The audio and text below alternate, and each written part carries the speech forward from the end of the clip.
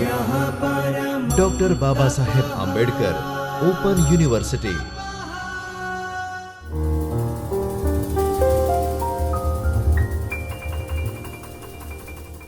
નમસ્તે વિદ્યાર્થી મિત્રો, ડોક્ટર બાબા સાહેબ આંબેડકર ઓપન યુનિવર્સિટીમાંથી ચૈતન્ય સ્ટુડિયોમાંથી હું doctor Jayshree Kulaste, assistant professor of commerce, આપ સૌનું હાર્દિક સ્વાગત કરું છું. વિદ્યાર્થી મિત્રો, આજે આપણે એમકોમ સેમેસ્ટર 2 માંથી MC02 CC201 નાણાકીય સંચાલનમાંથી બ્લોક નંબર 1 માંથી એકમ નંબર 4 મૂડી પડતર વિશે ચર્ચા કરીશું. વિદ્યાર્થી મિત્રો, આજના લેક્ચરમાં આપણે મૂડી પડતરના એકમનું પ્રસ્તાવના, તેનો અર્થ અને વ્યાખ્યા, મૂડી પડતરના લક્ષણો શું છે, મૂડી પડતરનું મહત્વ, મૂડી પડતરની ગણતરી, ભારી સરેરાશ મૂડી પડતર વગેરે વિશે સંક્ષિપ્તમાં ચર્ચા કરીશું. સૌપ્રથમ વાત કરીશું પ્રસ્તાવનાની. તો મૂડી પડતરનો અર્થ શું થાય છે? તો વાસ્તવમાં મૂડી પડતરનો અર્થ શેરના બજાર ભાવ જળવાઈ રહે તે રીતે રોકાણ કરીને અપેક્ષિત વળતર મેળવવું એવું કરી શકાય છે. તો મૂડી પડતરનો સામાન્ય અર્થ કરવો હોય તો તે કઈ રીતે થઈ શકે?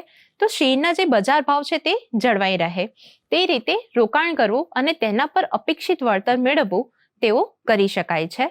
તો આપણે બધા જાણીએ છીએ કે કંપનીના જે અન્ય સંસાધનો છે, કંપનીના અન્ય સંસાધનોની જેમ મૂડી પર પણ ખર્ચ સામેલ છે. જ્યારે કંપની કોઈ પણ જામીનગીરી બહાર પાડે છે તે સમયે કેટલાક ખર્ચા જેમ કે નોંધણી ફી છે, બાહેંધરી ફી છે, કાનૂની ફી છે વગેરે જેવા પ્રાથમિક ખર્ચા થતા હોય છે. આ પ્રાથમિક ખર્ચની અસર મૂડી ખર્ચ પર પણ થતી હોય છે. સામાન્ય રીતે આ પ્રાથમિક ખર્ચની વાત કરીએ તો આ પ્રાથમિક ખર્ચ તે ઇસ્યુ કદના 10 થી 12% જેટલું હોઈ શકે છે.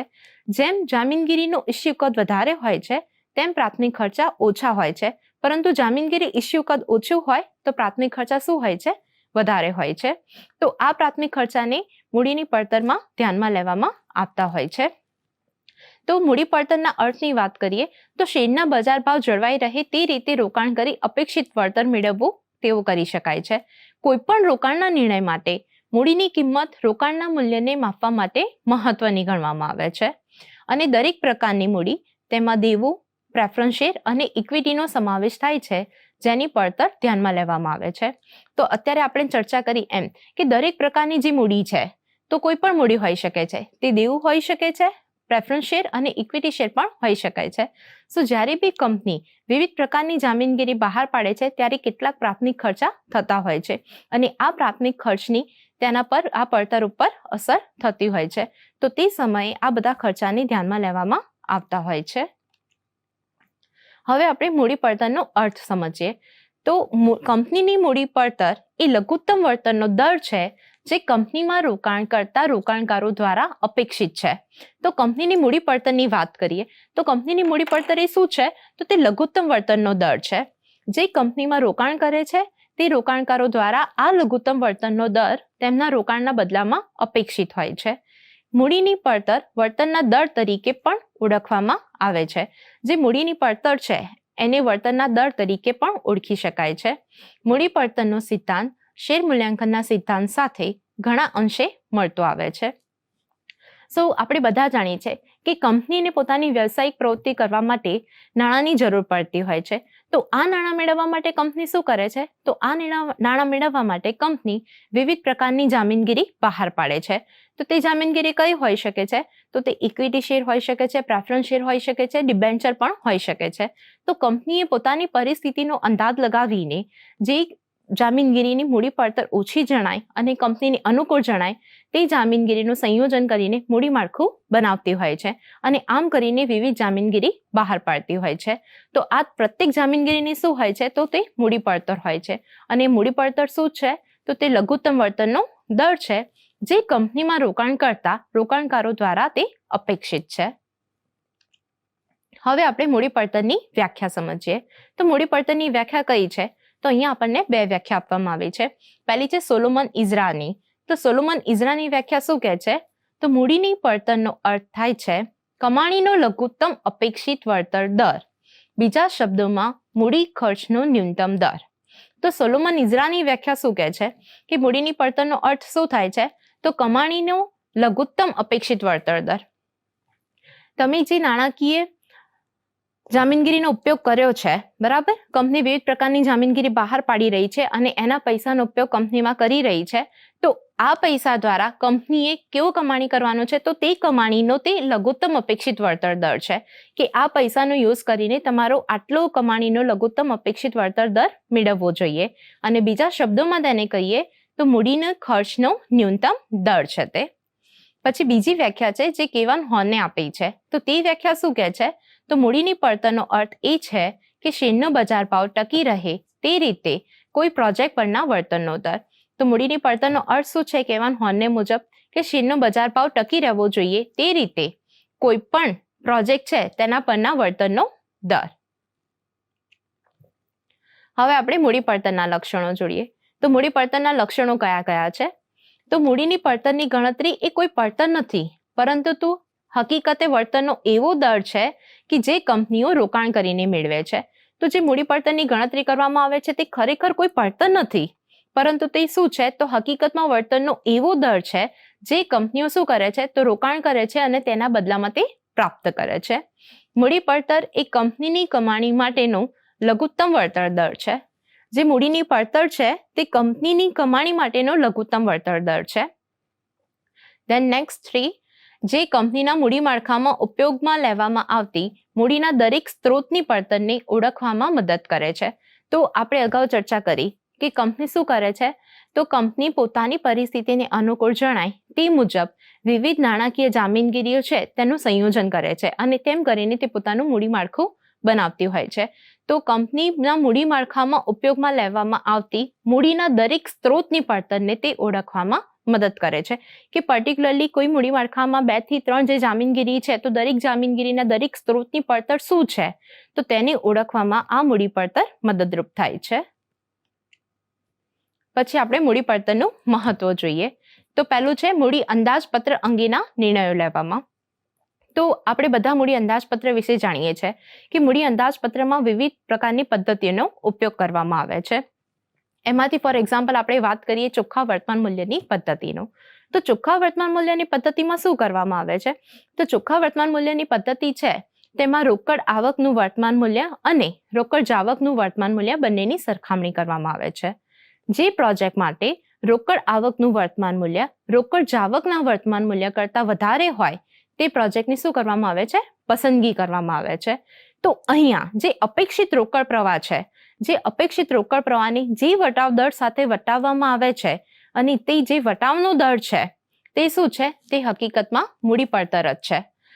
આ મૂડી અંદાજપત્ર અંગેના નિર્ણયો લેવા હોય તો એના માટે પણ મૂડી પડતર મહત્વની છે. બીજું છે મૂડી માળખા અંગેના નિર્ણયો લેવામાં. તો આપણે બધા જાણીએ છીએ કે કંપનીને તેની વ્યવસાયિક પ્રવૃત્તિ કરવા માટે વિવિધ નાણાંની જરૂર પડતી હોય છે. તો આ નાણાંની જરૂરિયાત કંપની કઈ રીતે સંતોષે છે? તો આ નાણાંની જરૂરિયાત સંતોષવા માટે કંપની વિવિધ પ્રકારની જામીનગીરીઓ બહાર પાડતી હોય છે. તો આ મૂડી માળખું છે તે શું છે? તો કંપનીનું મૂડી માળખું એ વિવિધ પ્રકારની જે લાંબા ગાળાની જામીનગીરી છે તેનું સંયોજન જ હોય છે. આ મૂડી માળખા અંગેના નિર્ણયો લેવામાં પણ મૂડી પડતરનું મહત્વ છે. અહીંયા કંપનીએ શું કરવું જોઈએ? તો કંપનીએ પોતાની નાણાકીય સ્થિતિનો અંદાજ લગાવીને જે સ્ત્રોતનો ખર્ચ ઓછો હોય અને કંપનીને અનુકૂળ જણાય તે પ્રમાણે પોતાનું મૂડી માળખું વ્યવસ્થિત રીતે તૈયાર કરવું જોઈએ. પછી નંબર 3 છે નાણાકીય કામગીરીના મૂલ્યાંકન માટે. તો કંપનીની નાણાકીય કામગીરીના મૂલ્યાંકન માટે ફોર એક્ઝામ્પલ મૂડી અંદાજપત્ર છે તેના માટે, મૂડી માળખા માટે અને સાથે સાથે જે પેઢીની કિંમત છે તેના માટે પણ મૂડી પડતર ખૂબ જ મહત્વની છે. આમ કંપનીની નાણાકીય કામગીરીનું જે મૂલ્યાંકન કરવાનું હોય છે તેના માટે મૂડી પડતર ખૂબ જ મદદરૂપ બની રહે છે. પછી પોઈન્ટ નંબર 4 દેવાની નીતિ નક્કી કરવા માટે. તો દેવાની નીતિ નક્કી કરવાની વાત કરીએ તો કંપનીની નાણાકીય નીતિ એ વિવિધ નાણાકીય બાબતો જેમ કે દેવાની નીતિ છે, ધિરાણ પ્રણાલી છે વગેરે બાબતો માટે શું હોય છે? તો તે એક મહત્વપૂર્ણ સંદર્ભ આપે છે. દેવાની નીતિ નક્કી કરવી હોય, ધિરાણ પ્રણાલી નક્કી કરવી હોય, ચૂકવણી સિસ્ટમ અંગેના નિર્ણય લેવા હોય તો આ બધી બાબત માટે નાણાકીય પદ્ધતિ મદદરૂપ બની રહે છે. આમ દેવાની જે નીતિ છે, નાણાકીય પદ્ધતિ છે તે કેમ મહત્વની છે? તો તે પેઢીનું બજાર મૂલ્ય જાળવવામાં ખૂબ જ મદદરૂપ થાય છે. આ બધા માટે મૂડીની પડતરનું મહત્વ ખૂબ જ હોય છે. પછી નેક્સ્ટ છે અન્ય નાણાકીય નિર્ણયો માટે. તો કંપનીના કંપનીની વાત કરીએ તો તેના માટે અન્ય નાણાકીય નિર્ણયોની વાત કરીએ તો કેટલાક અન્ય નાણાકીય નિર્ણયો છે, જેમ કે ડિવિડન્ડ અંગેનો નિર્ણય છે, નફાનું ધંધામાં પુનઃરોકાણ અંગેનો નિર્ણય, કંપનીના મૂડી માળખા અંગેનો નિર્ણય, મૂડી માળખામાં ફેરફાર કરવો હોય તો આ વગેરે બાબતો માટે, આ બધા નાણાકીય નિર્ણયો માટે મૂડી પડતર ખૂબ જ ઉપયોગી સાબિત થતું હોય છે. અને નંબર 6, ઇક્વિટી પરના વેપારનો લાભ લેવા માટે. તો કંપનીએ ઇક્વિટી પરના વેપારનો લાભ લેવો કે કેમ તે માટેનો નિર્ણય લેવા માટે પણ મૂડી પડતર ખૂબ જ મદદરૂપ બની રહે છે. મૂડી પડતરની ગણતરીની વાત કરીએ તો મૂડી પડતરની ગણતરી 2 ભાગોમાં રજૂ કરી શકાય છે. પહેલું છે ચોક્કસ પડતરનું માપન અને બીજું છે સરેરાશ પડતરનું માપન. તો ચોક્કસ પડતરના માપન અને સરેરાશ પડતરની માપનની ગણતરી કઈ રીતે થાય છે તો એ આપણે આગળના લેક્ચરમાં જોઈશું. વિશિષ્ટ અને ખાસ પડતરના માપનની વાત કરીએ તો ચોક્કસ ખાસ પડતરનું માપન તો કંપનીના મૂડીના દરેક વિશિષ્ટ સ્ત્રોતોની પડતરની ગણતરીનો સંદર્ભ આપે છે, જેમ કે પહેલું દીવાની પડતર, બીજું પ્રેફરન્સ શેર મૂડીની પડતર, ઇક્વિટી મૂડી પડતર, રાખી મૂકેલ રોકાયેલ કમાણીની પડતર. તો જે ખાસ પડતરના માપનની વાત કરીએ તો જામીનગીરીના જેટલા બી સ્ત્રોતો છે, કંપની જેના દ્વારા નાણાં એકઠા કરી શકે છે, જેના દ્વારા નાણાં એકત્ર કરી શકે છે, તે બધા સ્ત્રોતોની વિશિષ્ટ સ્ત્રોતોની પડતરની ગણતરીનો તે સંદર્ભ આપે છે. તો તેમાં દીવાની પડતરનો સમાવેશ થઈ શકે છે, પ્રેફરન્સ શેર મૂડીની પડતરનો સમાવેશ થઈ શકે છે, ઇક્વિટી મૂડી પડતરનો સમાવેશ થઈ શકે છે, રાખી મૂકેલ રોકાયેલ કમાણીની પડતરનો સમાવેશ થઈ શકે છે. સો આ બધી શું છે તો વિશિષ્ટ અને ખાસ પ્રકારની પડતરનું માપન છે. તો આપણે નેક્સ્ટ લેક્ચરમાં 1 by 1 આ બધા વિશે માહિતી મેળવીશું કે દીવાની પડતરની ગણતરી કઈ રીતે કરવામાં આવે છે, પ્રેફરન્સ શેર છે તો પ્રેફરન્સ શેર મૂડીની ગણતરી કઈ રીતે કરવામાં આવે છે, ઇક્વિટી શેર મૂડીની પડતર કઈ રીતે ગણવામાં આવે છે, રાખી મૂકેલ કમાણી રોકાયેલ કમાણીની જે પડતર છે તો તે કઈ રીતે કરવામાં આવે છે, એ બધું આપણે નેક્સ્ટ લેક્ચરમાં વિગતે ચર્ચા કરીશું. સો વિદ્યાર્થી મિત્રો, આજના લેક્ચર માટે આપ સૌનો ખૂબ ખૂબ આભાર. આપણે નવા સમયપત્રક મુજબ ફરીથી મળીશું. स्वाध्यायः